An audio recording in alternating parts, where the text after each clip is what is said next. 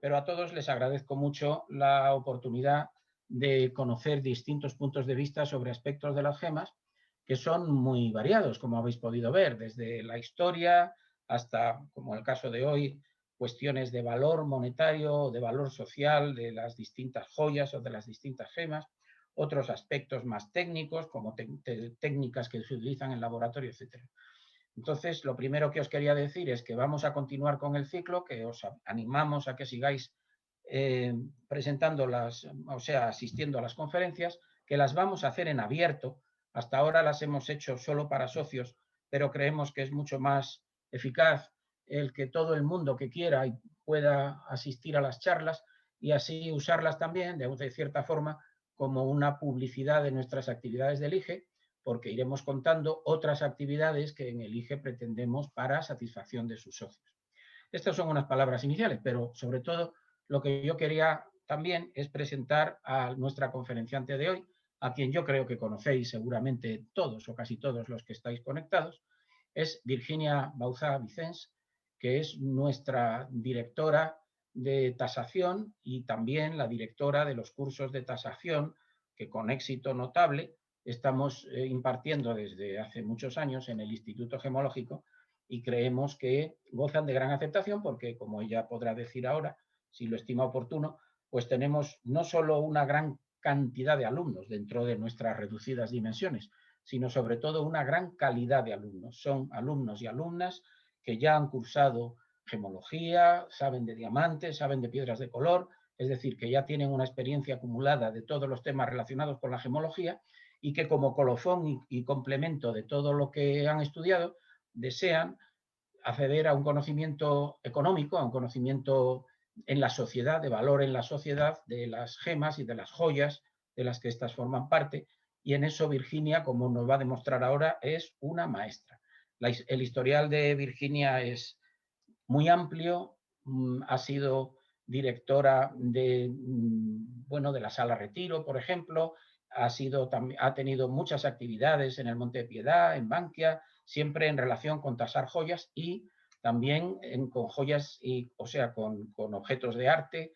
Y en estos momentos es la presidenta y CEO, como se dice ahora, CEO, de Malvin Gallery, una galería muy prestigiosa que muchos de vosotros conoceréis y que no hace más que inaugurar exposiciones interesantísimas de arte, de joyas y de otros muchos bienes relacionados con el arte, con la historia y con la joyería.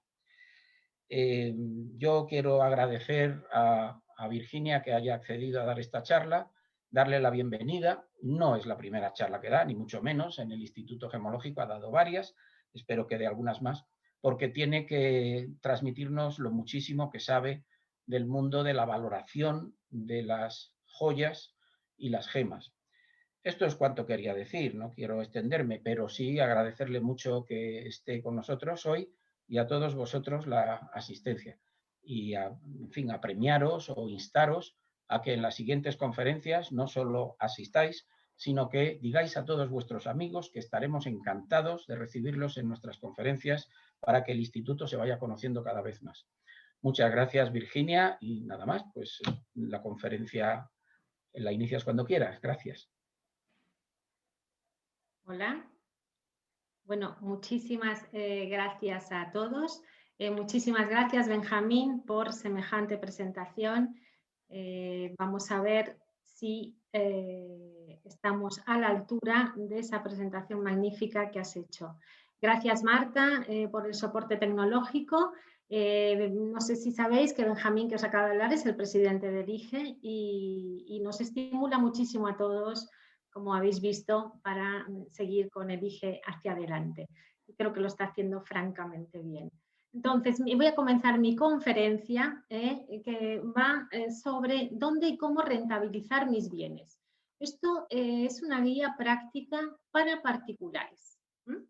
Entonces, vamos a ir comentando. Vamos a comenzar con los motivos, ¿vale? que podemos tener para vender unas joyas, que pueden ser varios. Tenemos joyas heredadas que no usamos, por ejemplo, hemos heredado de la abuela o de los abuelos, ¿vale?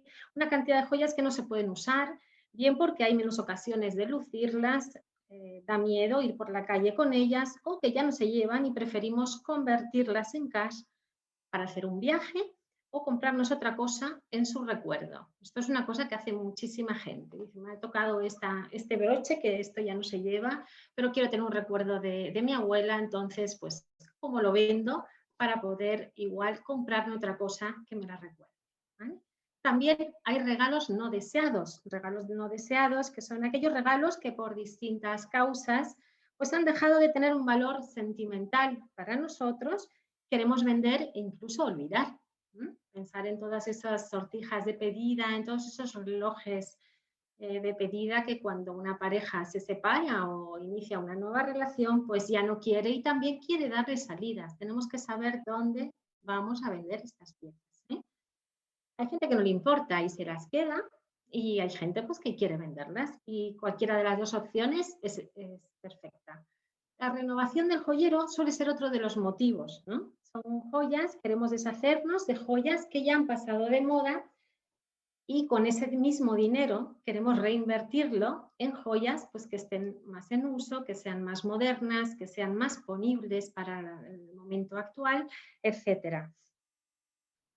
Después hay necesidades puntuales de efectivo. Esta es una de las causas también, no es la primera causa ni muchísimo menos, pero es una causa muy importante para en un momento determinado desinvertir esa inversión que teníamos en joyas si necesitamos hacer un pago, si necesitamos cubrir algún pago con efectivo. Qué mejor que aprovechar sin pedir dinero, ¿no?, a nadie, ni al banco, ni tener que estar justificando, aprovechar nuestros propios bienes, ¿no?, para poder remediar esos males, como decían en el Monte de Piedad. Benditos mis bienes que remedian mis males. Pues aquí que podríamos utilizar esa frase. Y luego rentabilizar una inversión. Rentabilizar una inversión, mucha gente aprovechó una época de bonanza que ha tenido en su carrera profesional y canalizó parte de sus inversiones a través de la compra bien de diamantes o bien de joyas caras con diamantes y ahora buscan esa rentabilidad. ¿De acuerdo? Entonces podemos decir que estos son los motivos que hay para la venta de joyas. Entonces, en función de esos motivos y de la prisa o no prisa que podamos tener para ejercer esa venta, pues os voy a proponer algunas maneras de poder llevarla a cabo. Vamos a ver, escoger las joyas para vender, ¿vale? Para buscar un poco de dinero extra, lo buscamos en nuestro cofre, que no es ningún lugar malo para empezar. Pero, ¿qué hago? Voy a un comprador de oro, a una subasta, a una casa de empeño o a un compraventa especializado.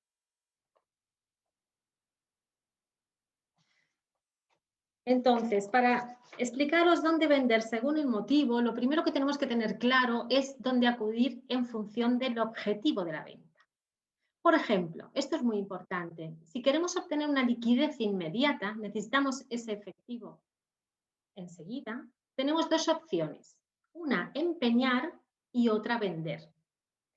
Si por cualquier motivo necesitamos obtener esa liquidez enseguida para hacer frente a un pago o a cualquier imprevisto, las dos opciones son estas. La de empeñar, elegiremos esta opción siempre para aquellas piezas que por nada del mundo queremos perder.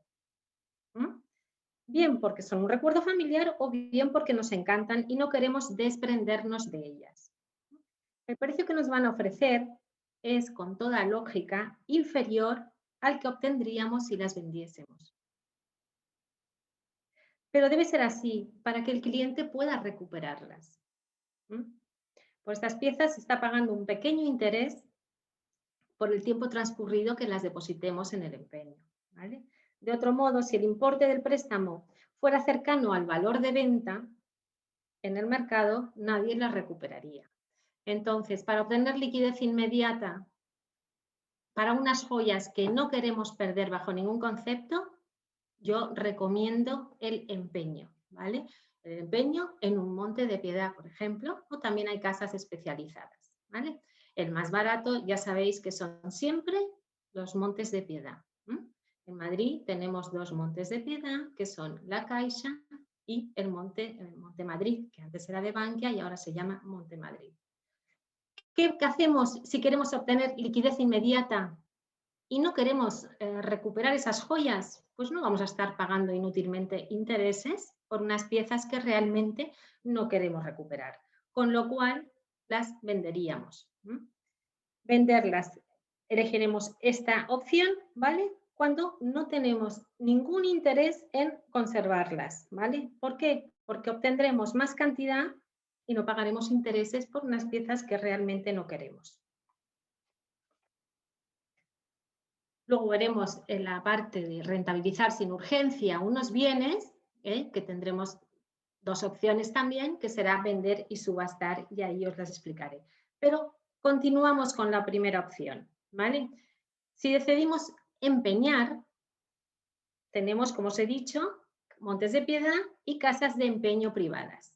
Yo aquí en esta conferencia os voy a hablar de todos los sitios que hay, ¿vale? Porque ni es mejor uno ni es mejor otro. Yo quiero que sepáis todas las ventajas que tanto que tiene uno y que tiene otro, porque todos tienen sus ventajas y algunos, pues, algún inconveniente, pero todos tienen alguna ventaja. Por ejemplo, los Monte de Piedad tienen el interés más bajo de todas las casas de empeño, que os lo he dicho antes, ¿vale?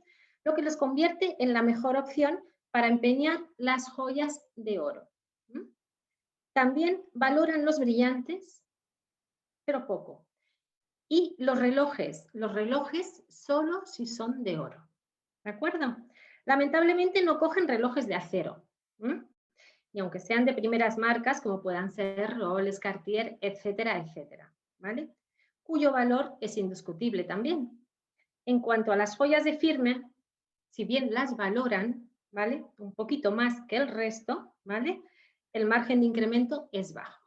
Entonces tenemos que si queremos empeñar piezas de oro, vamos a un Monte de Piedad, ¿vale? Que pueda ser el Monte de Piedad, ya os he dicho antes, Monte Madrid o La Caixa, el interés es muy bajo, ¿vale? Pero en la valoración tampoco es muy alta, ¿de acuerdo? Luego, las casas de empeño privadas, ya sean joyerías que hacen ventas recuperables o tiendas de compro oro que también empeñan, tienen por lo general unos intereses bastante más elevados, ¿vale? La ventaja es que le cogerán y le valorarán el Rolex, su Daytona de acero y oro, y valorarán la firma de su Trinity de Cartier, ¿vale? A la hora de prestarle por ella. Vamos a ver, es verdad, cobran un interés mucho más alto, pero si la necesidad que tenemos es de obtener mucha liquidez para un periodo corto de tiempo, sí nos van a valorar un poquito mejor todas las piezas, ¿vale?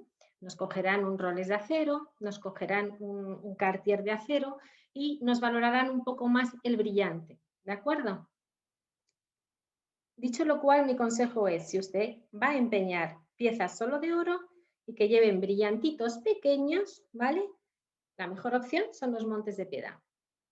Pero si quiere empeñar su Cartier de acero, su sortija de Van Cleef con un gran diamante o su Rolex Explorer, ¿vale? A una casa de empeños privada pagará más intereses, pero lo van a valorar más alto. Entonces, luego, al final de la conferencia me podéis preguntar lo que queráis y hablamos de lo que haga falta si tenéis alguna duda, ¿vale? La segunda, la opción B de obtener liquidez inmediata es vender.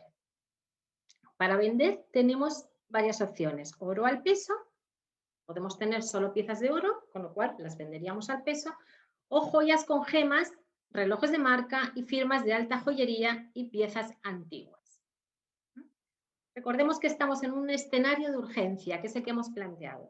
¿De acuerdo? Hemos decidido no empeñarlas porque no las queremos conservar, así que ahora lo mejor es venderlas. Estamos en la opción B y sacarles la mayor rentabilidad posible. Oro al peso. Si se trata de piezas solo de oro, que como ya hemos dicho no queremos recuperar, por lo tanto no las empeñamos, la mejor opción es venderlas al peso. Para ello, yo os recomiendo preguntar en 3 o 4 lugares de compra-venta de oro. Parece mentira, pero no todos pagan lo mismo, ¿eh? Unos te pueden poner el gramo a 32, otro a 31, otro a 33, me estoy inventando porque no sé a cómo se está pagando hoy, pero es un ejemplo. Podéis tener 1 euro, medio euro de diferencia, que igual en una pieza pequeña no os marca la diferencia, pero si tenéis muchos gramos es un dinero. Entonces, preguntar en varias. Y quien os ofrezca más por gramo, allí las vendéis. Ojo, al salir de cada una, preguntad el peso y anotadlo, para aseguraros que siempre sea el mismo y que podáis comparar. Eso en el escenario de vender. Liquidez, necesito liquidez inmediata, no voy a empeñar porque no las quiero recuperar y las voy a vender. Pues entonces, si son solo de oro, me voy a un comprador. ¿De acuerdo? Fiaros de ellos, me explico. La gente muchas veces no se fía. Hay que fiarse en un principio de todo el mundo, pero hay que tener precaución y luego veremos, ¿vale? En cambio, si se trata de joyas con gemas, y sí con el escenario urgente, relojes de marca, joyas de firma y piezas antiguas, merece la pena dar una vuelta por las distintas joyerías especializadas en compra y venta de joyas de segunda mano. Porque ellos van a valorar todos los aspectos a tener en cuenta en sus piezas y le darán una oferta. Compare varias y nunca las deje en el primer lugar que visite, ¿vale? Sin haber comparado primero con alguno más. Siempre puede volver al primero, pero siempre tenga un par de referencias.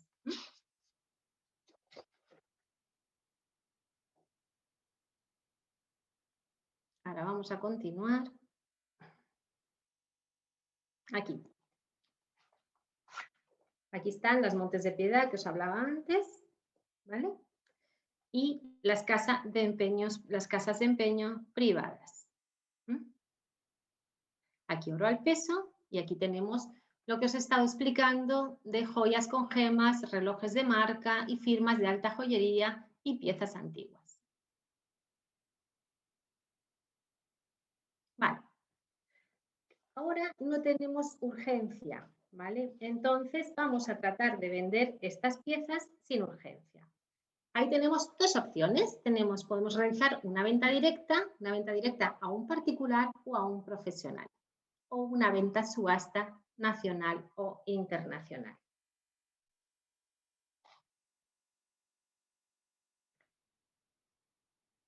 El objetivo siempre es el mismo, obtener el mayor precio posible por nuestras piezas, ¿eh? Entonces ahora voy a explicaros la conveniencia de una y otra. Antes de vender y antes de que os explique cómo podemos venderlas, ¿vale? Cómo seguir con esta pauta, quiero que tenéis que pensar hay que gestionar sus expectativas. ¿Qué quiere decir esto? Que hay que ser realista, ¿vale? Antes de que nos ilusionemos pensando en el efectivo que vamos a conseguir, es muy importante fundamentar esas expectativas, ¿vale? En la realidad. A veces podemos tener un collar de diamantes que hemos recibido de una herencia de una tía aristócrata que teníamos y que siempre lo han tenido por súper valioso, pero para quien se lo ofrece es solo un collar, ¿vale? Y puede ser que incluso hasta esos diamantes no lo sean, ¿de acuerdo?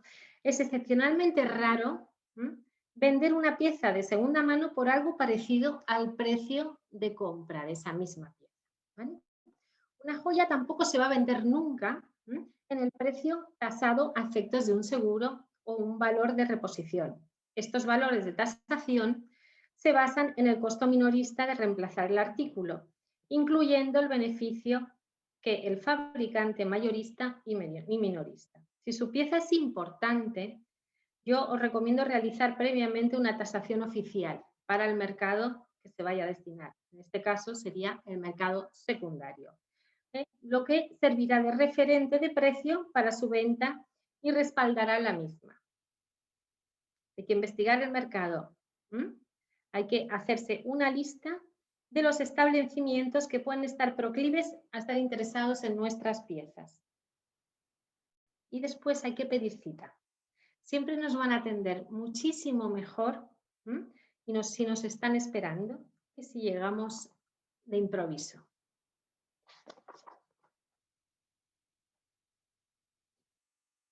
Y nos preparamos para la venta.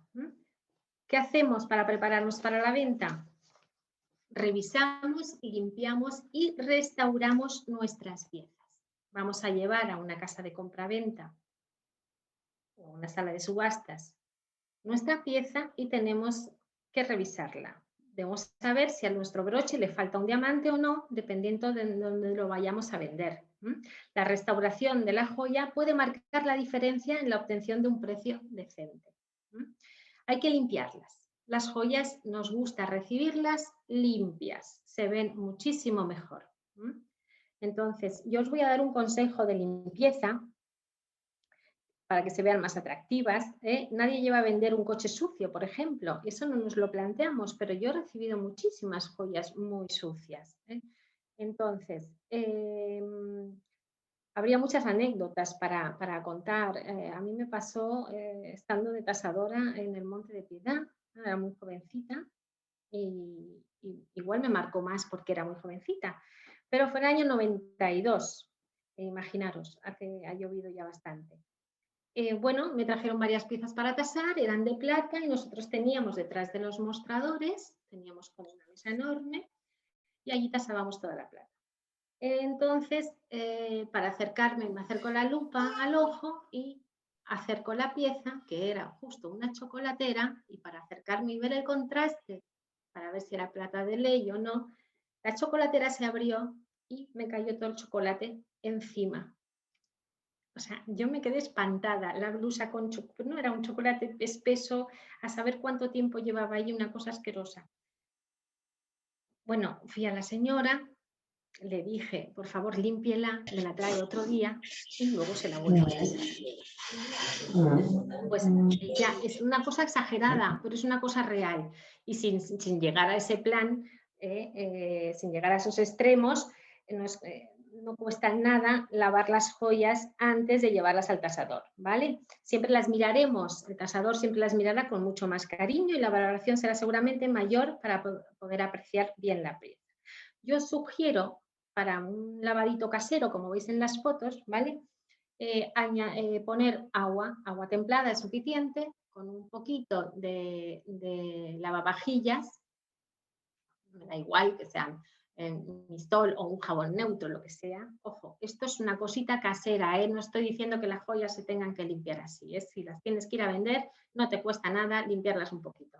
Lo dejamos ahí un ratito y luego con un cepillito de dientes de estos que usamos no para los dientes, ¿vale? Estos que están ya descartados, las cepillamos un poquito y luego las dejamos secar al aire.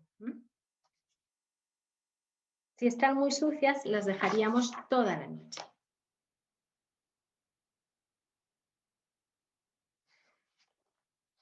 Luego estamos pensando cuánto nos van a dar por nuestras joyas.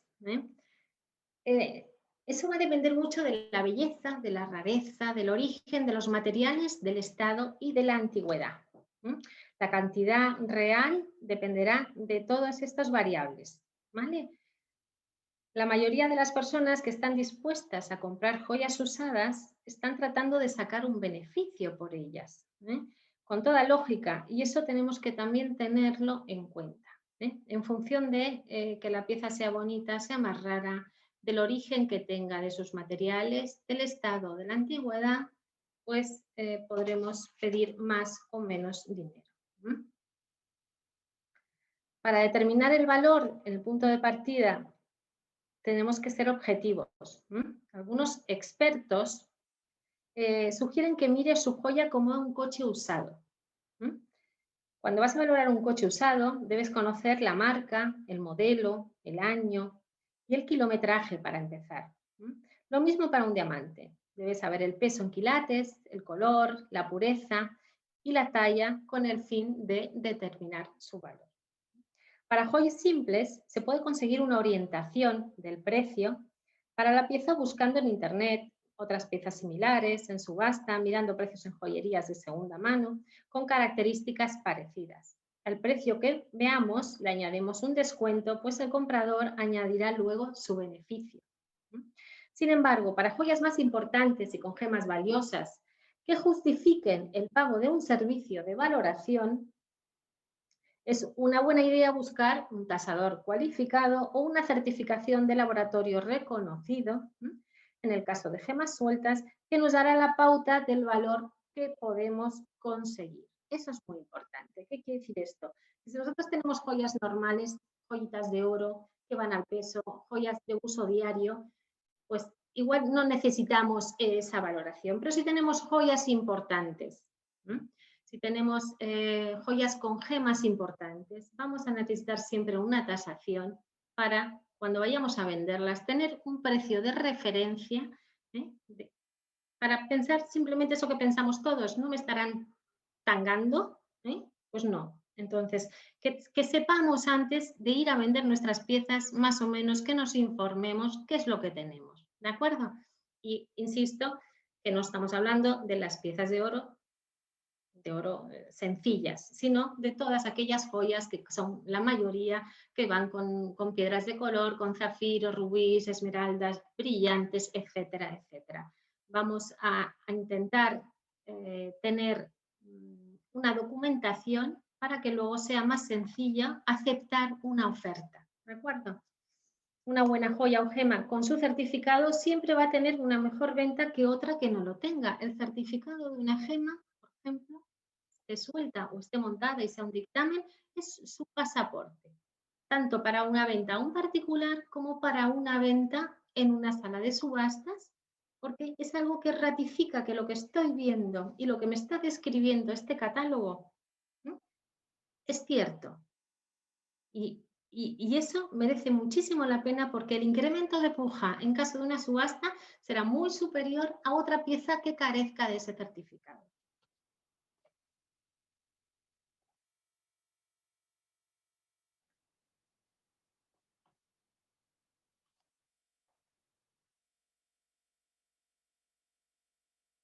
Entonces, en la valoración tenemos piezas simples, tendremos, que es la que os comentaba antes, tendremos alta joyería, que ahí os recomiendo absolutamente tenerlas todas valoradas, bien para un seguro o cuando las vayamos a vender, para saber qué podemos estimar obtener. Joyas antiguas, 3/4 de lo mismo. Las joyas antiguas, si las tenemos valoradas, siempre podremos hacer más fuerza en insistir que nos paguen esa antigüedad, que las tenemos valoradas, que me han dicho que esto es isabelito, o esto es victoriano, y quiero que me pongáis un poquito más de precio, ¿vale? Porque aquí lo tenéis, si tenéis dudas, aquí está certificado. Y las gemas sueltas, lo que os he comentado antes, indudablemente las gemas sueltas con el certificado es su pasaporte. Bueno, investigue el mercado, ¿vale? ¿Qué quiero explicaros aquí? Ya hemos decidido, ¿no?, si hemos tenido joyas que hemos, de oro, las hemos llevado a vender. Si no las queríamos perder, las hemos llevado a un monte de piedad, y si no, aún compro oro. Ahora tenemos piezas interesantes, piezas buenas, y queremos investigar el mercado donde vamos a poder vender esas piezas. Entonces, estos son unos consejitos para que, digamos, os vaya bien en la venta. Primero, llevar pocas piezas, ¿vale? Nunca debe enseñar todo lo que tiene en la primera cita. Si todo va bien, podrá ir comentándolo, ¿vale?, a medida que se adentre en la negociación. Luego, visite 2 o 3 establecimientos. Esto es como comprar una lavadora. Siempre miramos 2 o 3 marcas, qué resultado tienen, cómo le ha ido a la de mi vecina, etcétera, ¿vale? Porque ya tiene una marca y yo aquí estoy viendo esa. Pregunto, bueno, visite 2 o 3 establecimientos. Anote lo que le ofrezcan. Es muy importante saber, he ido aquí, me han ofrecido tanto por esto, ¿vale? Diga que lo va a consultar con su pareja, con sus padres, con su hermana o con quien sea, o con los demás herederos, y pregunte cuánto tiempo le mantienen la oferta. Es importante, porque a veces nos dicen, no, esto solo te lo digo, te mantengo esta oferta si es hoy. Eso no es bueno, ¿de acuerdo? Ahora veremos por qué, ¿vale? Entonces, insisto, pocas piezas, es mejor ir varias veces, pero no llevar todo de golpe. ¿Por qué? Porque si a mí me traen 3 sortijas importantes, pues las miro y tal. Si veo que hay mucho, inconscientemente, al final, el precio se va bajando. Es algo casi psicológico, pero funciona así. Si tú llevas a vender directamente todo el joyero, la oferta no va a ser ni con mucho la misma que si vas en varias veces. Yo esto lo puedo discutir con quien quiera, ¿vale? Porque es que es así. Recuerde que un comprador profesional de diamantes, un establecimiento especializado o una casa de subastas, le dará el precio de manera gratuita, ya que están interesados en su compra o depósito. Los que hacemos tasaciones, cobramos por las tasaciones, por supuesto, pero eso no tiene nada que ver. Pero cuando uno va a vender, el que le hace la tasación que está implicado en esa compra, esa tasación debe ser gratuita.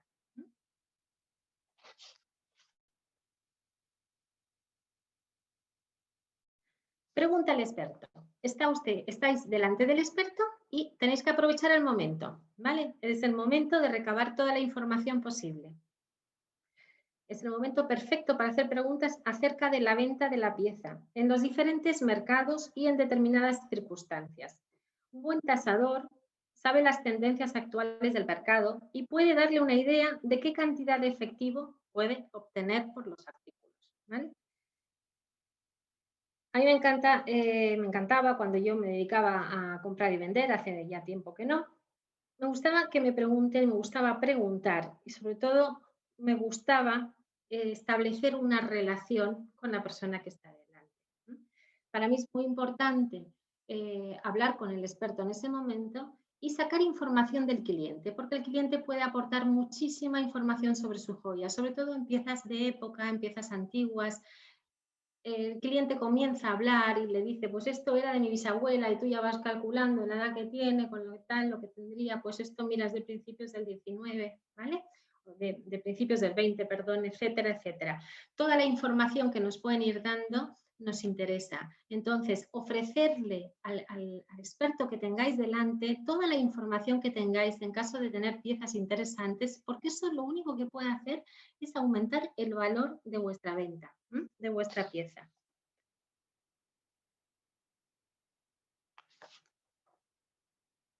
Bueno, ahora vamos a hablar de vender a un joyero o joyería especializada en segunda mano.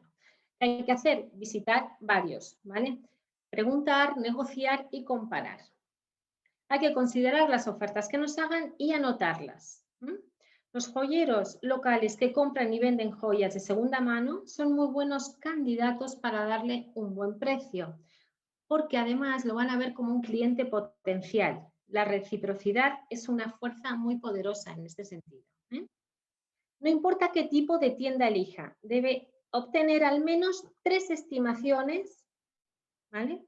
Sobre todo para los artículos de alto valor, ¿vale? Yo no digo que vayamos con la clásica pulserita barbada con las moneditas de la abuela y que vayamos a 4 sitios a ver cuánto nos dicen. No, hablamos de piezas importantes, piezas de valor. Entonces ahí sí, vayamos, no es que la otra pulsera no tenga valor, pero no deja de ser un valor sobre el peso que tenga de gramos de oro con el quirataje correspondiente. ¿De acuerdo? Pida siempre la máxima tasación y una cosa importante, hay que regatear.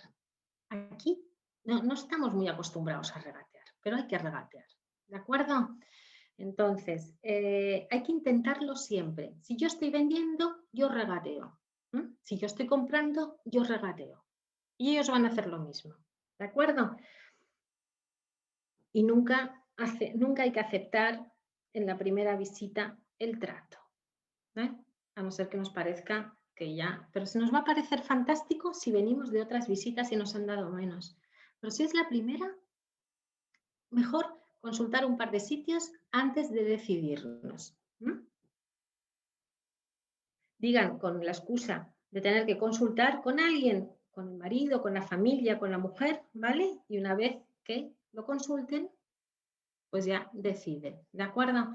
Y hay que cerciorarse, que es lo que decía antes, ¿vale? De que nos guardan esa oferta, por lo menos por una semana, por 3 días, por 15 días, etcétera.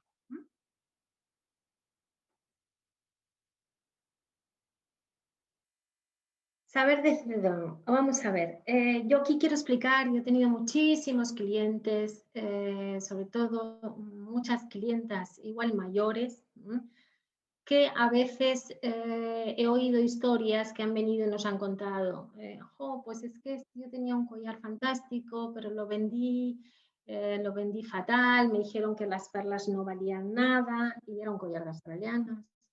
Y me pagaron solo el brochecito porque a peso de oro, y igual el brochecito tenía diamantitos, etc. No hay que tolerar bajo ningún concepto una prepotencia. No hay que pensar, siempre hay que estar pensando que el cliente somos nosotros. Esa tienda, esa joyería, sin nosotros no hace negocio. Somos el cliente. ¿De acuerdo? Entonces, no somos un delincuente por ir a vender nuestras piezas, ¿vale? Sino un ciudadano respetable que intenta obtener liquidez por sus bienes. No hay que ir con vergüenza. Esta es mi sortija, yo la voy a vender, como si tuviera unas letras del tesoro que las quiero cambiar en el banco. Es exactamente lo mismo, son mis bienes. Otra cosa que yo siempre recomiendo es que no se fíen de las prisas, ¿vale? Te hago esta oferta te la hago ahora, pero tienes que aceptarla porque si no mañana ya no me interesa, nos vamos. ¿De acuerdo? Que no nos dejemos. Acordaros siempre de probar en varios sitios, ¿vale? Las prisas no son buenas. Nosotros tenemos una urgencia por vender, pero que no nos atosiguen con las prisas. Esto es muy importante, lo del profesional que debe ofertar primero. Bueno, yo estoy harta de oír, y lo he visto muchísimas veces, de gente que lleva algo para vender y que le dice, ¿y cuánto quieres? No, señor, no es así, no es cuánto quiero. O sea, mi trabajo, si aquí alguien viene a darme algo para vender, es coger la pieza, analizarla, ver primero la ley del metal, luego mirar si tiene gemas, aquilatarlas, si las aquilato, ver el color, ver la pureza, valorar todo en relación a todos los parámetros, la factura, mirar si tiene firma o no tiene firma, si es antigua o no es antigua, y luego, como profesional, darle un precio. El profesional debe ofertar primero. No os fiéis nunca de alguien que os diga, ¿cuánto quieres por esto? En serio. Otra cosa muy diferente es que después de que yo haya ofertado o que el profesional me haya ofertado a mí, entremos en una discusión. Bueno, una discusión amigable, por supuesto, y el profesional me haya ofrecido una cantidad y yo me quedé espeluznada diciendo, por Dios, ¿no? Y entonces ahí sí que puedo hacerme la pregunta, ¿y cuánto querías por esto? ¿No? Porque se supone que ya tienes una idea previa. Ahí sí podías preguntarlo, ¿cuánto querías por esto? Y te va a decir 100 y tú le has ofrecido 50, pues igual llegáis a un ten con ten y llegáis a esos 70, que están por ahí cerca de la mitad. Pero nunca a la primera. Es el profesional el que se tiene que mojar, es el que sabe cuánto tiene que pagar. Esto no es una tómbola, es muy serio. Y todo tiene un precio y el profesional tiene que saber cuál es ese precio. Es obvio que él va a calcular ese precio descontando su margen y va a estar pensando, bueno, yo esto lo vendo por un porcentaje mayor. Lógico, es un negocio, tiene que calcular su margen. Pero su margen tiene que ser un margen que corresponda a su trabajo, no un margen descomunal. ¿De acuerdo? Luego, no se deje intimidar. ¿Vale? Hay que recordar que el cliente somos nosotros y que nadie nos está haciendo un favor. Ojo con esto, ¿eh? Es que cuando estamos vendiendo joyas nos sentimos todos en una situación débil, nos sentimos todos que estamos mal, estamos pasando un apuro, nos da muchísima vergüenza. No, hay que olvidarse de todo esto. Que la situación que estemos, puede ser que queramos renovar el joyero y puede que realmente estemos en una situación apurada, pero vergüenza ninguna, son nuestras piezas. Así que nos tienen que tratar como merecemos el respeto y el trato adecuado, sea cual sea el lugar y donde vayamos a intentar venderlas o empeñarlas.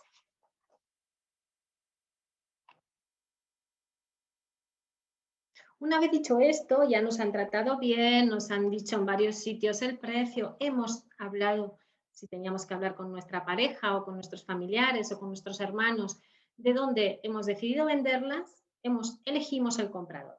¿Vale? Cuando ya hemos podido comparar, elegimos dónde compramos. entonces tenemos que cerrar el trato, ¿vale? ¿Qué hacemos?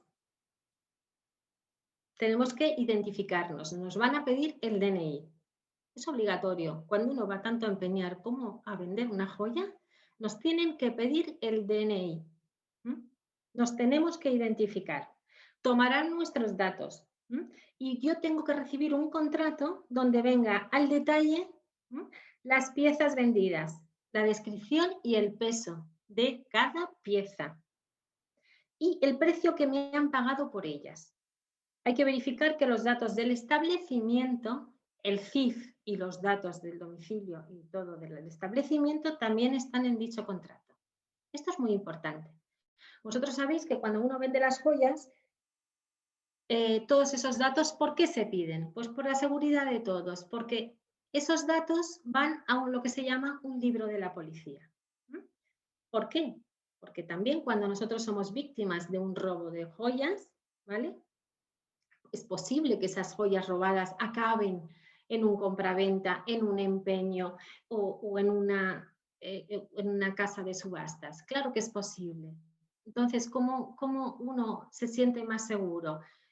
Cuando compra, toma los datos de quién le trae las piezas.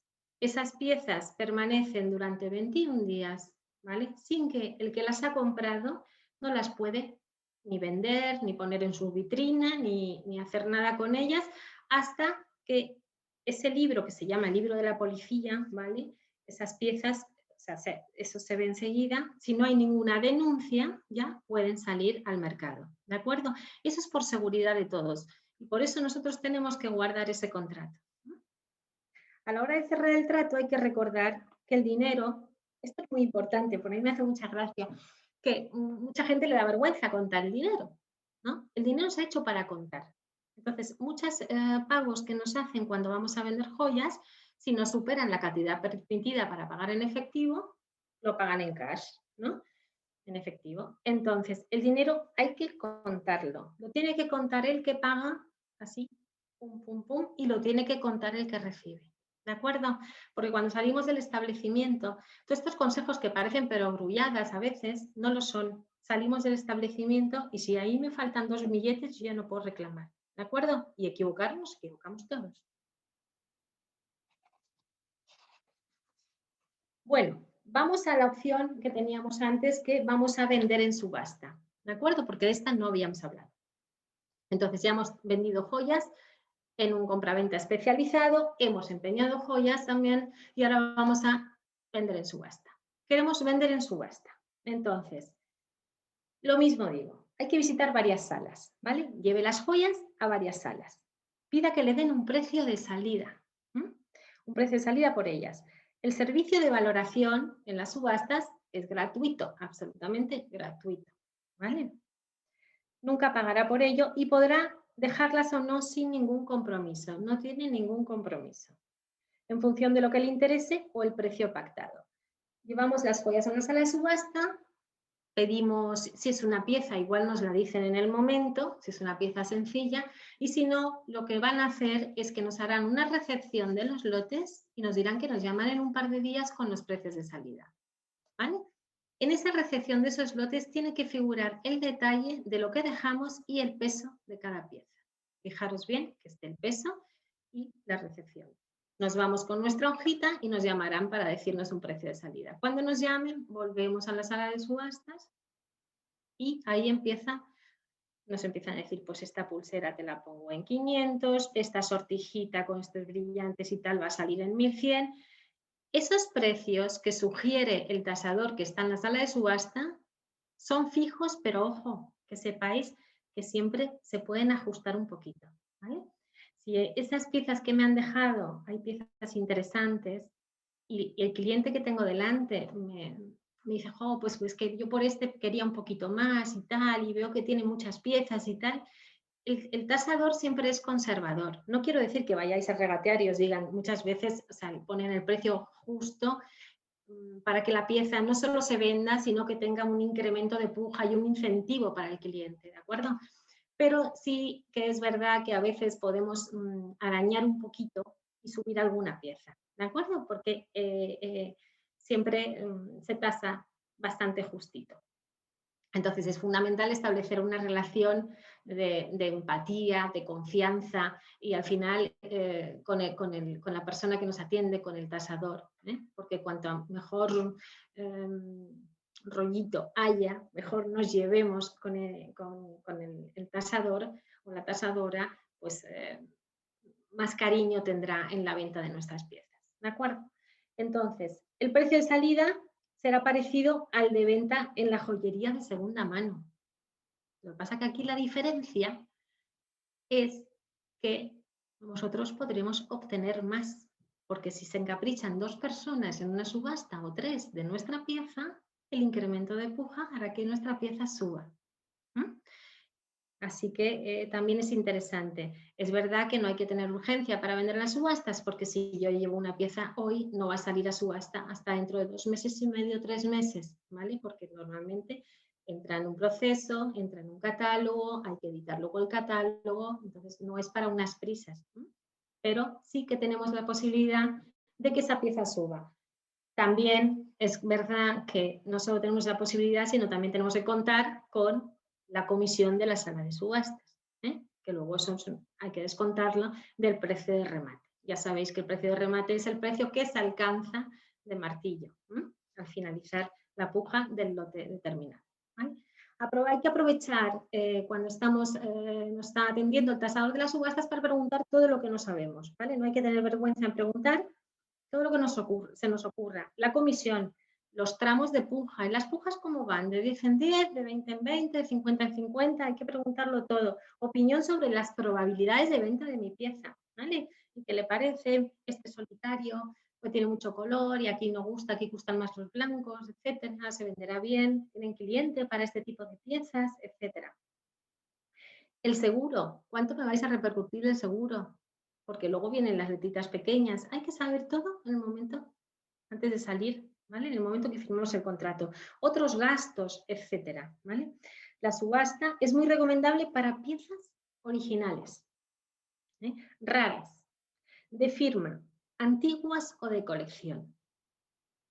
Y volvemos a lo de antes. Si tenemos una pieza antigua y la vendemos en una casa especializada o nos da un muy buen precio, si es una pieza, imagínate que no solo es antigua, sino que encima es antigua y con firma. Pero ese precio nos tiene que conformar, porque es un precio fijo. Pero si esa misma pieza la llevamos a una subasta y tiene esa rareza, esa antigüedad y tiene esa firma, van a ser muchos los coleccionistas que igual van a pujar por ella. Igual, el precio sube, ¿de acuerdo?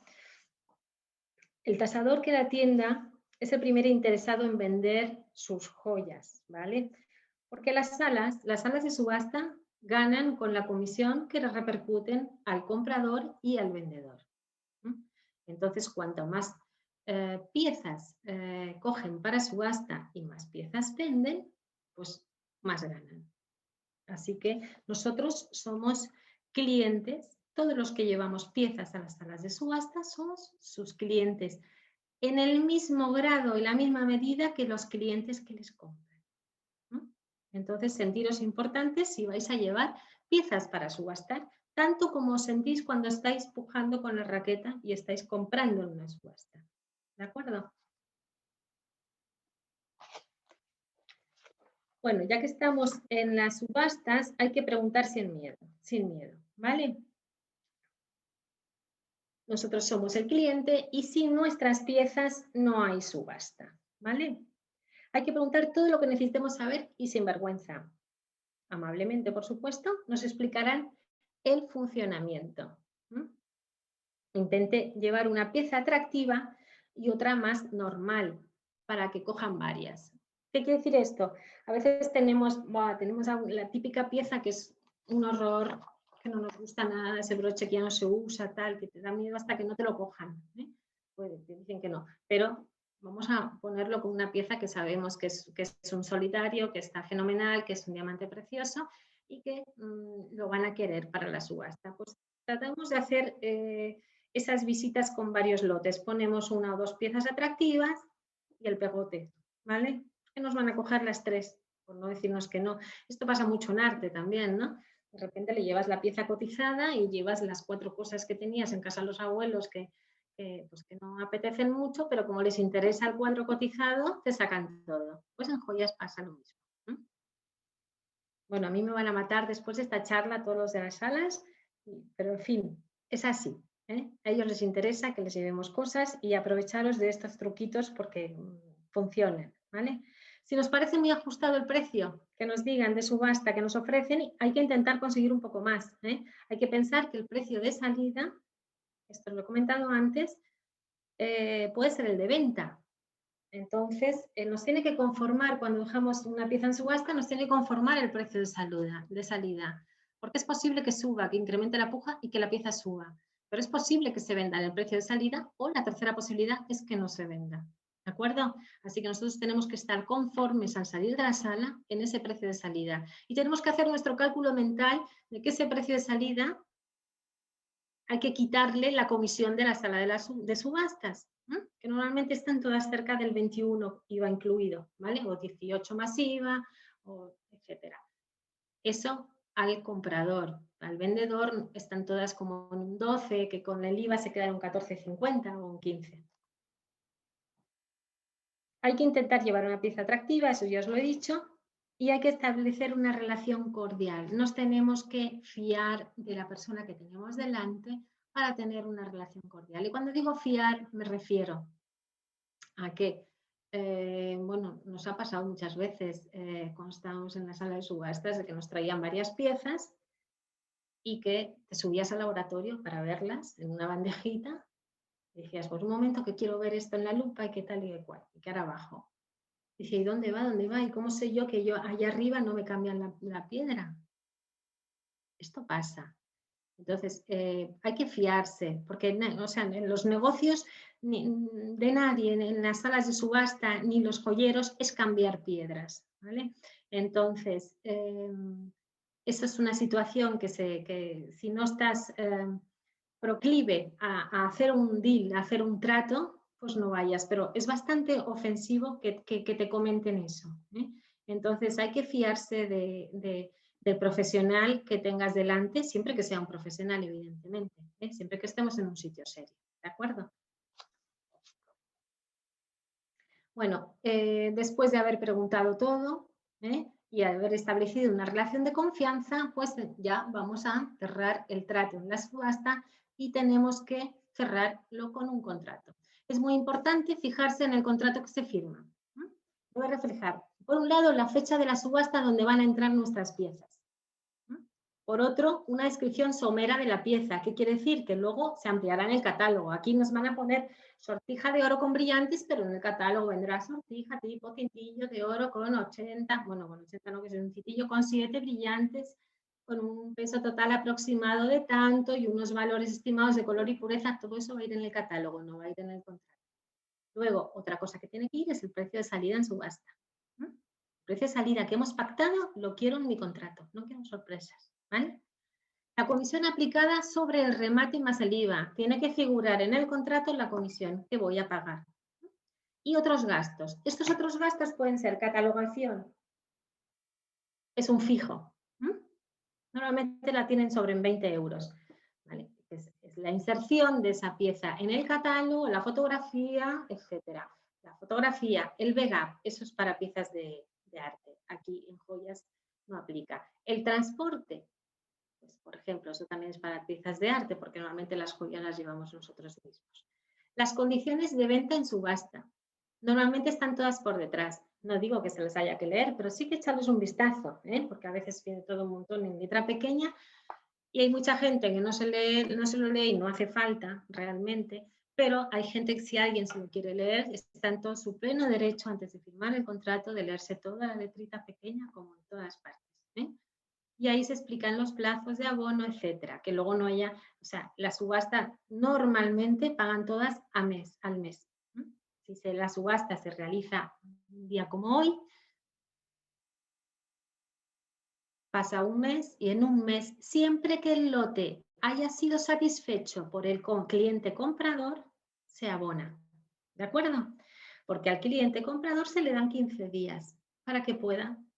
Os estoy dando unos plazos que son los medios. Yo no sé si alguna subasta dará 10 días, alguna sala de subastas y otra igual da 3 semanas, pero normalmente son 15 días.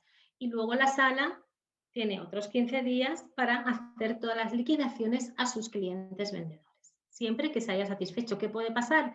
A veces pasa que un lote lo ha empujado y luego el cliente no lo ha abonado por cualquier razón. Aquí hay ese lote, os lo dirá vuestro tasador y os dará la posibilidad de volver a sacar en subasta. ¿De acuerdo? Eso no es culpa de nadie. Normalmente desde la sala de subasta lo que se hace con estos clientes es que se les se les veta para no poder volver a pujar. Pero esas ocasiones son muy contadas. Aquí os he puesto un ejemplo de remate en subasta. Por ejemplo, esta es una pulsera de oro y esmalte y diamantes, está firmada por Masriera. Es una pulsera muy bonita, semirrígida. Tiene aquí unos motivos de unos cisnes con un esmalte cloisonné y unos diamantitos. Está firmada por Masriera. Salió en una subasta en Londres en 9.000 libras y se remató en 23.750 libras. ¿Por qué os he puesto esta? Esto fue en Bonhams en 2016. Porque esta misma pulsera, años antes, yo le había hecho seguimiento y había salido en España. ¿Vale? Y el precio de venta de esta pulsera había sido cerca de esos 9.000, que luego volvió a salir. Para que os deis una cuenta de una cosa, hay firmas que se pagan muchísimo mejor fuera, incluso firmas que llegan a ser, que son nuestras, que son españolas, como Masriera. Entonces, cuando vosotros tengáis una pieza, ¿por qué digo esto? Porque si tenéis algunas piezas de firma, tenéis que estudiar un poquito el mercado antes de venderla para saber dónde vais a poder obtener mayor liquidez por vuestra pieza en función de que sea una firma u otra, o una talla u otra. Por ejemplo, una talla corazón se vende mejor en Estados Unidos que aquí, ¿no? O un color en un diamante, por ejemplo, todos los que tienden a amarillo se venden también mejor en Estados Unidos. En cambio, en Inglaterra les gusta el brillante mucho más blanco, como a nosotros, ¿vale? O que tenga una talla esmeralda, por ejemplo, un diamante, que se vende también mejor fuera, etcétera, etcétera. Informaros, si tenéis piezas importantes, informaros, porque la diferencia es bastante importante también. Entonces, las subastas internacionales no las desestiméis si tenéis piezas de firma que sean exclusivas, ¿vale? O que sean muy notorias por algo concreto, porque hayan pertenecido a alguien, ¿no? Y que ese alguien no sea justo de aquí, o porque sean de una antigüedad que sea más preciada fuera que aquí. A fin de cuentas, el mercado es internacional, pero las necesidades nuestras son particulares. Y si yo tengo, no es una cuestión de chauvinismo, no tiene nada que ver, pero si yo tengo una pieza que me van a dar más fuera, ¿por qué la voy a vender aquí? Y al revés, hay piezas que vendemos mejor aquí y que fuera no las valoran tanto. Mirad, aquí os pongo un récord de ventas de un rubí sangre de pichón de 25 quilates con 59, que salía en 11 millones de euros y se remató en 27 millones de euros. Esto fue en Sotheby's en mayo de 2015.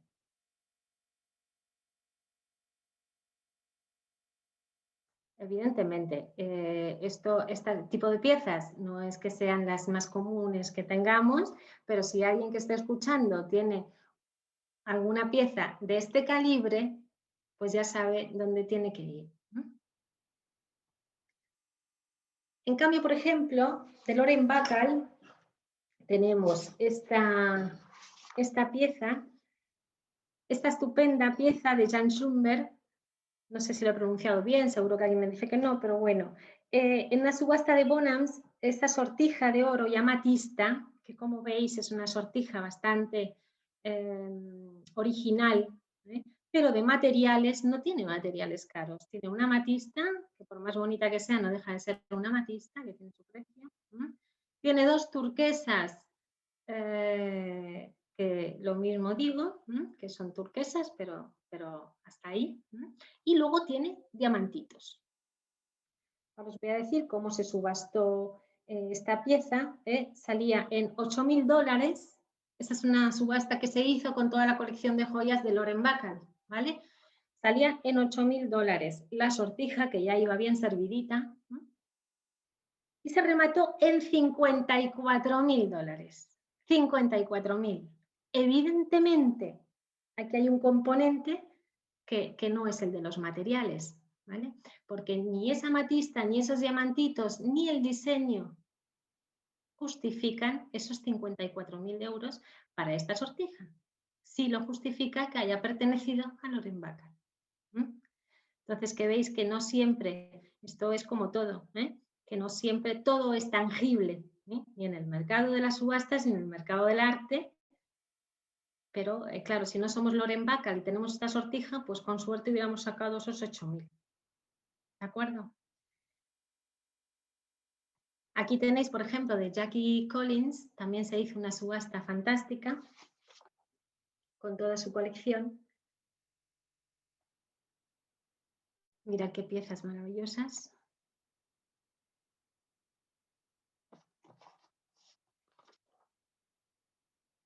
Y la colección de Jackie Collins de joyas y artes decorativas, porque aquí también tenía muchos objetos, ¿vale? Se vendió en $2 millones, por encima de $2 millones. La pieza más importante que tenía de joyas es esa perilla que veis ahí.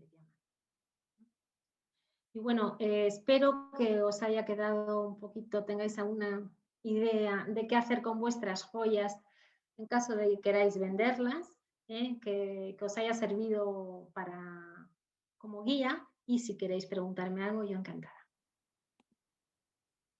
Gracias. Muchas gracias, Virginia. A vosotros.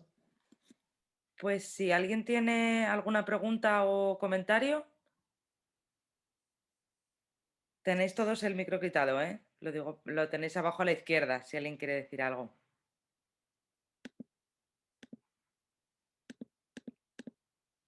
Creo que les dejaste sin palabras, Virginia.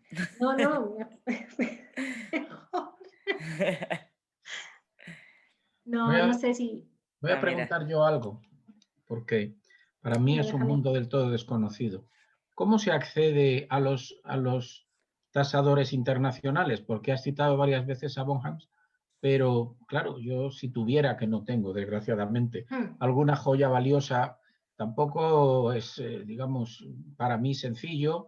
No sé si es muy sencillo, simplemente entra uno en internet y busca tasadores internacionales de joyas y allá va. ¿Eso cómo, por qué vía se hace? Esta pregunta está muy bien. Primero quiero aclarar que yo no tengo ninguna comisión con Bonhams. También he citado a Christie's, a Sotheby's. Sí, bueno, a Christie's, eso. Ojalá tuviera yo una pieza para llevar a Christie's, pero no tengo. Pero en caso de que la tuviera. Pues en caso de que la tuvierais, si tu tasador de confianza no te indica dónde puedes ir, puedes mirar en internet, pero no buscar tasaciones, sino buscar salas de subasta. Entonces, esas salas de subasta internacionales normalmente tienen representación en España. Por ejemplo, Bonhams la tiene, ¿vale? Christie's creo que también, no sé si la sigue teniendo, pero la tenía, y Sotheby's también. Se busca al representante y es el representante que te visita, que normalmente ellos localizan, localizan varias piezas, y cuando ya tienen varios clientes, viene su experto de Londres o de Nueva York o de donde sea, ¿vale? Del país que estemos solicitando la subasta, viene su experto y realiza la tasación, y en caso de que estén de acuerdo tanto el vendedor como la sala de subastas con el precio que el experto le está diciendo, pues ya organizan que esas piezas vayan a subastarse fuera. Bien. Eso me aclara un poco. Es que, claro, no digo que las personas que acudan a estos tasadores o casas de subastas internacionales tan prestigiosas, supongo que no son no una gran cantidad de personas, son personas que tienen piezas Son piezas valiosas. muy importantes normalmente, claro. Claro. Son Entonces, para un mercado de piezas muy importantes. uno tiene la duda de que si yo tengo una pieza, por más valiosa que sea, de mi abuela, pues hombre, llamar a estas casas internacionales parece como que da pudor, ¿no? Da vergüenza. Pero en fin, Uy, pero a veces hay piezas de la abuela que realmente, de todas maneras, uno ya puede hacerse una idea según le van comentando si va tanteando en los sitios, diferentes sitios que yo he estado comentando, la importancia de su pieza. Claro, muy bien. Oye, y también se venden piezas estupendas en las subastas nacionales, por supuesto, pero estupendísimas. Sí. Yo estoy hablando ahora ya de palabras muy mayores. Vale, pues muchas gracias por la aclaración. Vale, creo que había otra persona, no sé si era Anabel la que había intentado hablar antes. No fuiste tú. Alguien había empezado a hablar antes, pero no sé quién había sido. Pues ya no es nadie. Bueno, pues si no hay más preguntas, pues hasta aquí el webinar de hoy. Esperamos que vengáis al de la semana que viene. Muchísimas gracias, Virginia, me gustó muchísimo. Gracias a todos, gracias a vosotros. Hasta luego. Muchas gracias, Virginia. Gracias. Y gracias a vosotros, todos por la asistencia. Gracias, Virginia. Buenas noches. Muchas Gracias gracias. a todos. Gracias. Adiós. Hasta luego. Gracias, Virginia. Hasta luego.